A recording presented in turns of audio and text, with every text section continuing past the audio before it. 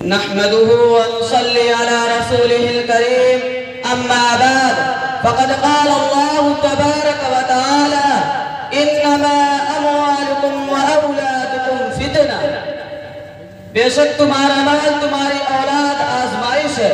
اس لیے اللہ تعالیٰ دنیا میں مال دے کر دولت دے کر اپنے بندے کو آزماتا ہے کہ ہمارا بندہ ہمارے دیے ہوئے مال اور ہماری بخشی ہوئی دولت کو کس طرح استعمال کرتا ہے. صدر محترم موقر اساتذہ کرام اور سامعین اعزاز، مال بڑی آزمائش ہے. جب آدمی کے پاس روپیہ پیسہ آتا ہے تو شیطان اس کے ذریعے بندوں کو اللہ کی یاد سے غافل کر دیتا ہے.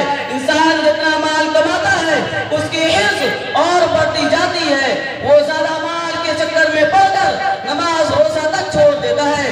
پھر وہ سوچتا ہے میں جتنی دیر میں نماز پڑھوں گا اتنی دیر میں 100 روپے کما لوں گا. رفتہ رفتہ اس طرح اللہ کی یاد سے غافل ہو جاتا ہے.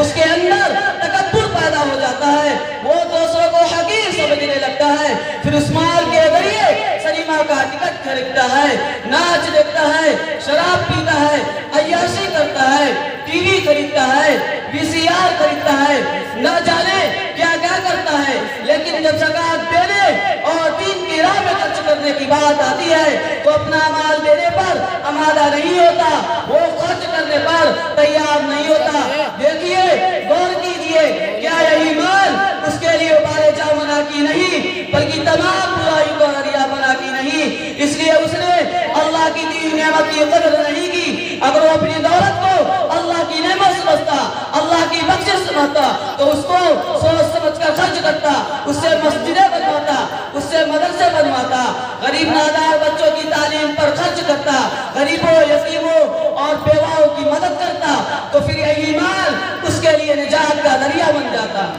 میرے محترم بزرگوں اور دوستوں، مال دولت حاصل کرنا منع نہیں ہے. آپ خوب کمائیے، خوب دولت حاصل کیجئے، بینک بیلنس بنائیے، اچھا کھائیے، اچھا پہنیے، لیکن مال کو حلال طریقے سے حاصل کیجئے اور حلال کام میں خرچ کیجئے. اللہ کی دی نعمت کو اللہ کی راہ میں خرچ کیجئے. خود بھی فائدہ اٹھائیے اور دوسروں کو بھی فائدہ پہنچائیے. تب جا کر اس مال میں لطف آئے گا اور حقیقی مزہ آئے گا.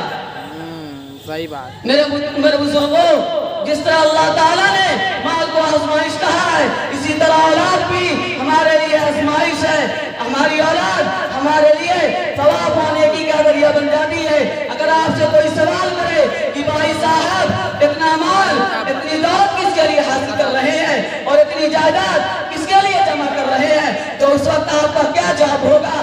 یہی نہ کہ میاں باپ بچوں کے لیے جمع کر رہا ہوں اس لیے کہ ان کے مستقبل میں کام آئے گی.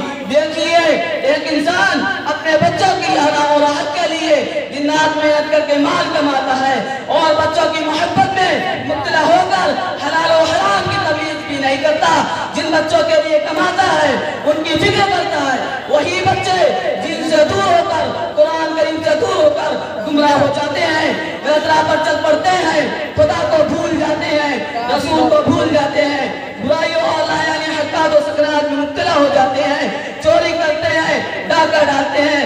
اور جن ماں باپ نے ان کو پیدا کیا ہے، پالا پوسا ہے، جوان کیا ہے، ان کے لیے دولت جمع کی ہے، وہ اولاد ان کا کہنا نہیں مانتی، ان کا اکرام احترام نہیں کرتی. ان بچوں کو ماں باپ کا کوئی درد نہیں ہوتا. ماں باپ اگر بیمار ہو جائے تو اولاد ان کی خدمت نہیں کرتی. خدمت تو دور کی بات ہے، آج کل تو یہ حال ہے کہ بچے دعا کرتے ہیں کہ یہ بوڑھا بوڑھی جلد مر جاوے، ان کی کون بڑبڑاہٹ کو سنے گا. میرے بزرگوں، جانتے ہیں ایسا کیوں ہوتا ہے؟ یہ ہماری اولاد کی وجہ سے ہوتا ہے.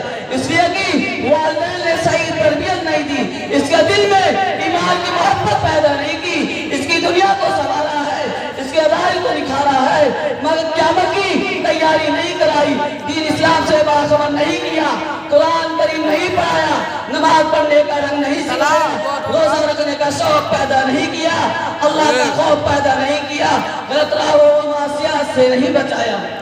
بے شک. میرے عزیزوں، اگر ہم چھوٹی عمر میں اپنے بچے کے سالہ دنوں میں قرآن کریم کی عظمت بٹھا دے، دین کی محبت جما دے، رسول کی محبت جما دے، اللہ کا خوف بٹھا دے، تو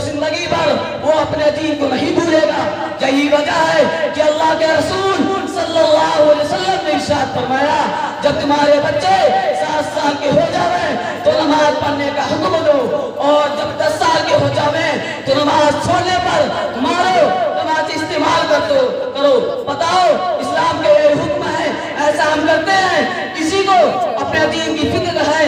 ہم تو مسلمان ہونے کا دعویٰ کرتے ہیں، حال تو یہ ہے نہ تو ہم خود نماز پڑھتے ہیں اور نہ اپنے بچے کو نماز پڑھنے کی نصیحت کرتے ہیں، بلکہ بدتمیزی سے انگریزی پڑھانا شروع کر دیتے ہیں، ہندی پڑھانا شروع کر دیتے ہیں کہ میرا بیٹا ڈاکٹر بنے گا، انجینئر بنے گا، آفیسر بنے گا، فرفر انگلش بولے گا، دولت کمائے گا، مالدار بنے گا، صاحب ثروت بنے گا۔ لیکن قرآن کریم جیسی کتاب جو ہماری ہدایت کے لیے اتاری گئی ہے ہم نہیں پڑھاتے، دینی معاملات سے اکثر غافل رکھتے ہیں۔ آپ ذرا غور کیجئے، جو قوم اپنی کتاب سے ناواقف ہوگی اس کا انجام کیا ہوگا؟ اگر دینی تعلیم سے ترقی رک جاتی، یا آدمی غریب رہ جاتا یا برباد ہو جاتا تو کہتے اس کے پڑھنے پڑھانے میں کوئی فائدہ نہیں ہے۔ میرے بزرگوں، آپ اپنے بچوں کو نرسری اسکولوں میں پڑھاتے ہیں تو بتائیے کیا آپ کا بچہ قرآن شریف پڑھ سکتا ہے؟ کیا آپ کا بچہ دین اسلام کو سمجھ سکتا ہے؟ اس کا اخلاق و کردار سدھر سکتا ہے؟ وہ تو اللہ اللہ کہنے کے بجائے ABCD بولے گا، باپ کو احمد کہے گا، نماز کا مذاق اڑائے گا، دین کا مذاق اڑائے گا، داڑھی کا مذاق اڑائے گا، مساجد و مدارس کا مذاق اڑائے گا۔ میرے بزرگوں اور دوستوں، یقیناً قیامت کے دن اللہ تعالیٰ پوچھے گا کہ بتاؤ میں نے تم کو اولاد کی نعمت دی تھی، تم نے اس کو میرے بارے میں کیوں نہیں بتایا؟ تم نے اس کو میرے سامنے سربسدود ہونے کا حکم کیوں نہیں دیا؟ اللہ کے رسول صلی اللہ علیہ وسلم پوچھیں گے کہ بتاؤ میں نے تم کو تم نے اپنے بچوں کے دلوں میں میری محبت پیدا کیوں نہیں کی، میرے طریقے پر کیوں نہیں چلایا؟ تو اس وقت ہمارا کیا جواب ہوگا؟ ان ساری باتوں کو مد نظر رکھ کر سوچئے، بار بار سوچئے کہ ہم کو کیا کرنا چاہیے اور اپنی اولاد کے ساتھ کیسا سلوک اور کیسا برتاؤ کرنا چاہیے۔ وآخر دعوانا الحمدللہ رب العالمین۔